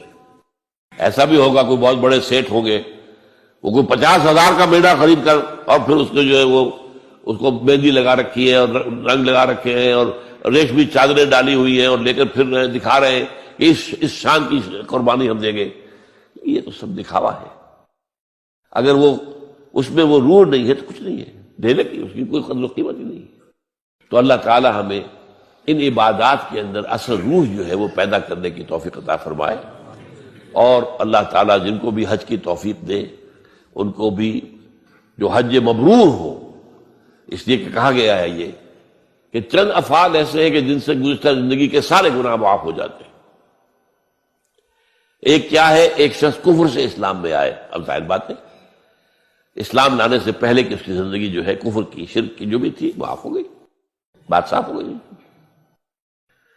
نمبر 2 حج مبرور، وہ حج جو اللہ کے یہاں قبول ہو جائے، لیکن وہ حج کون سا ہوگا؟ حلال کی کمائی سے کیا جائے،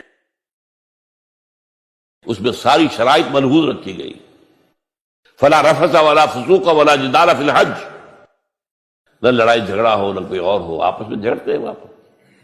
ٹیکسی کی ہے 5 آدمیوں نے، اب آپ کو معلوم ہے کہ پچھلی سیٹ پر 3 میں جو درمیان میں بیٹھا ہوا وہ تو ایسے جیسے کہ اونٹ کے کوہان پر بیٹھا ہوا ہے، تو وہ لڑتے ہیں کہ اب مجھے باری دو تم یہ لائیو. یہ ساری چیزیں جو ہے یہ اگر وہ روح تقویٰ ہے تو پھر نہیں ہوتی. آپ اپنے بھائی کو اپنے اوپر ترجیح دیجیے اور اس میں اپنے ایثار کیجیے، آپ اپنے لیے اللہ تعالیٰ کے ہاں اجر و ثواب زیادہ بنا لیں گے. تو اس حوالے سے حج کو کہا گیا حج مبرور، کہ کوئی شخص جو ہے اگر حج ایسا کر لے، ایسا پاک و صاف، تو وہ پھر ایسے ہو کر آتا ہے کہ جیسے کہ اس نے ابھی وہ اس کی ولادت ہوئی ہے، اس کا پچھلا پوری زندگی کا حساب کتاب صاف ہو جاتا ہے. لیکن اگر وہ کمائی کیا جو ہے حلال کی نہیں ہے تو اس کے لیے بھی حدیث سن لیجیے. حضور نے نقشہ کھینچا ہے کہ ایک شخص ہے حج کے لیے آیا ہے، دور سے آیا ہے، اشغث اغبرا یطیل سفرا، بڑا لمبا سفر کر کے آیا ہے، بال غبار آلود ہے، کیونکہ وہ ہوائی جہاز سے تو آتے نہیں تھے، وہ تو اونٹ کے اوپر سفر کر کے آتے تھے. تو اندازہ کیجیے کیا ان کا حلیہ بن جاتا ہوگا. نہاتے بھی نہیں تھے، مبادا کوئی بال ٹوٹ جائے. احرام کے اندر تو بال بھی توڑنا آپ کے لیے جائز نہیں ہے، تو اس لیے وہ نہانے کے سے بھی رکے رہتے تھے. اسی لیے تو کہا ہے ثم لیقضوا تفثہم، پھر جب یہ سب تم کچھ کر لو تو پھر اپنا جو بھی میل کچیل ہے وہ دور کرو، اپنا نہاؤ دھو اور اپنا احرام کھول دو. اور گویا کہ جیسے عید ہوتی ہے، ہمارے ہاں عید کی نماز ہوتی ہے، تو وہاں پر وہ پھر اس کی جگہ پر جو ہے وہ طواف ہے، طواف زیارہ، کہ جو یوم نحر کو قربانی دینے کے بعد اور رمی جمرات کے بعد پھر جاؤ اپنا حجامت بھی کروا کر سب منڈوا دینا جو ہے افضل ہے. پھر جاؤ اور جا کر اب کپڑے پہن کر گویا کہ عید منانے کے انداز میں اچھے کپڑے پہن کر خوشبو لگا کر جاؤ اور طواف زیارت کرو. یہ طواف زیارت جو ہے یہ جو ہمارے ہاں عید اضحیٰ کی نماز کی 2 رکعتیں اس کے قائم مقام ہے. یہ ہے اس طریقے سے یہ نظام آپس میں بڑا مربوط ہے. اقول قولی ھذا واستغفر اللہ لی ولکم ولسائر المسلمین والمسلمات.